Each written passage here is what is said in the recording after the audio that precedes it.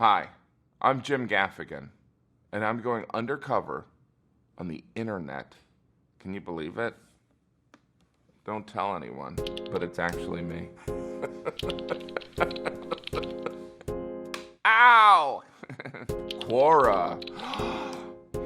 You know what's so great about Quora? It's like, we should have a quorum about this. How does Jim Gaffigan treat his fans? Well, there's 3. And so those 3 fans, they'll get flowers on their birthday. I'll send them notes like, hey, just checking in, I'll send them stationery. Jim Gaffigan fan club. Is fan a thing? Is it a fan? I think people are fans of like Beyonce or R. Kelly. Send.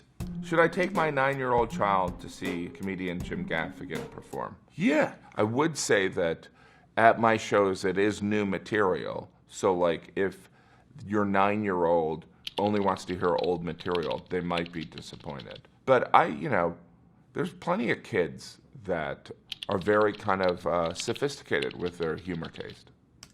How did David Letterman help Jim Gaffigan's career? Look, he's my dad, so that's probably some of it. But he definitely did help me and his executive producer, Rob Burnett, because they kind of gave me a certain seal of approval in that if Letterman thinks somebody's funny, then maybe they're funny. Because the entertainment industry is filled with cowards that don't have opinions. How does Jim Gaffigan produce so much content? Magic. It's very selfish motivation. Coming up with a new joke is really rewarding. And also, I try and produce so much content because I'm trying to get my dad to like me. What was Jim Gaffigan like in high school? I went to a very small high school. It was 120 students. There weren't the traditional roles in my high school, like a John Hughes film, of like the jock and the pothead and the bully and all that. So because it was such a small school, everyone did everything. So I was an athlete. I tried really hard, studied hard, and then only got like B pluses. I was voted funniest. I was also voted best male body. I mean, I didn't look like this, but I was in pretty good shape back then. I mean, this is like the 1800s, so. Twitter. Seriously, it's actually me. I wonder if Jim Gaffigan gets along with raunchy comedians. I mean, how does one trade hooker stories for pizza stories? I do have many friends that are filthy or irreverent. If someone has a raunchy story, it's not like they only do raunchy things. Like, they still have to go to the store. They're craftspeople working on their art, which is stand-up, and sometimes that involves a hooker, I guess. Send. Wikipedia. What about this? It's actually me. Gaffigan's style is largely observational, and his principal topics relate to laziness, eating, and parenthood. Yeah, it's not like I only think of jokes about laziness or parenthood. Why do you need to put me in a box? You know what I mean? Just because I'm good looking doesn't mean I can't act. Sometimes in interviews they'll be like, all your stand-up is all about your kids, and I'm like, it's not really. It's hard to be me. I can't believe I even have a Wikipedia page. You know what I mean? Also, during his routines, he will sometimes perform soliloquies, because I'm like Shakespeare, by using a high-pitched voice in the third person, deliver negative feedback on his own performance, such as after making a diarrhea joke in his 2012 special, Mr. Universe, using the voice, this is literally what's written. Please, if you know how to read or write, can you update my Wikipedia page? Still in the same sentence. Using his voice and saying, really?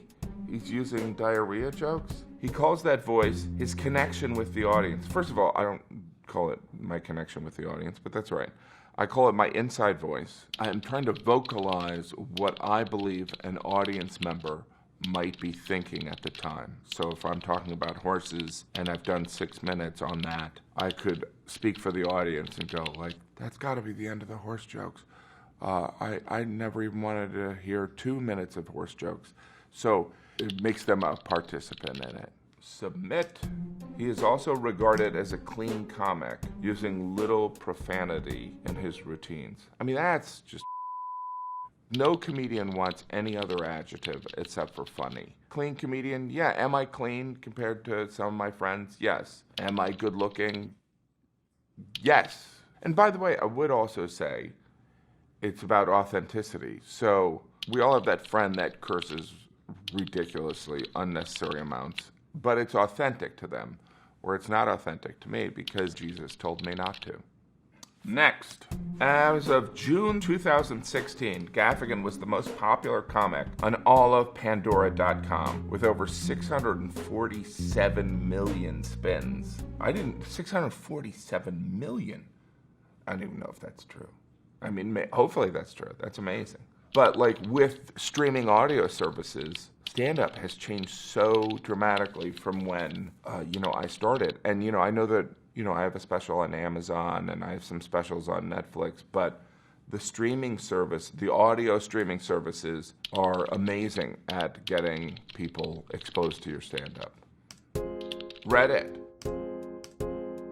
It's actually me. Like anyone's dying, like, is it him? No heckling. Jim Gaffigan and Louis C.K., two great shows, both on top of their game. I was surprised, however, at all the under no circumstances, no heckling at any time, else we'll eject you from the venue. Is this the new thing or just a local Midwestern thing? First of all, is that why you're going to a show? You're like, oh, I went to this stand-up show and I wanted to ruin the show by heckling. And then they had these rules. I don't make any announcement on that. That might have been the venue. And I performed in Omaha many times and it's a perfectly fine audience. So I don't know why that would come up. And like, things were draped over rows and rows of chairs. Like they have a rain delay in baseball and they put like a tarp out. What if when the audience came in, there was a tarp that said no heckling? Is that what you encountered? Next. What are your thoughts on the dad bod craze? Is it true? I don't think it's true. Like, I feel like we try and make things good that aren't good. They're like, dad bods, yeah. When everyone's like, no one wants dad bods. IMDb. You may not believe it or not care, but it's actually me. Has said that he dislikes being labeled as a family-friendly comedian. Here's what I dislike about the term family-friendly. It usually means bad. Family-friendly restaurants, family-friendly hotels, brutal. So, like, I don't want to be lumped in with the water parks. Because, by the way, I have kids, and I have to go to water parks, and they're brutal. His comedy career began after a friend bet him to do stand-up comedy. Well, it was a dare, but yes, that is true. Because I was somebody who was a coward. I wanted to do it, but I was like, I grew up in a small town in Indiana, and I didn't think that it was something that I could do. I thought it was just fancy people on the East Coast or the West Coast that did it. Boom! Instagram. Thinking of baby number 6? No. I have 5 kids. I love most of them. No, I love them all. If my wife got pregnant, I wouldn't be like, I'm out of here. I would obviously open my exhausted fat arms to any gift that was given to us because I would hate to be too negative and then we do have a 6th kid and then the kid looks and sees this and they're like, what is it? And then they have to show their therapist, which probably at that time will be a robot. What if like in the future, you had like this robot that went around your apartment and you're like, all right, switch into therapist mode. And then you're like, all right, switch into sex robot mode. I'm not saying I would do this. I'm saying you would, not me. Clean my apartment, stuff like that. I'm just saying, I don't know if I need any more kids. Posted. That's it. I'm signing off the internet. Forever. Until later on. Wouldn't it be great if I just threw up right now? Like,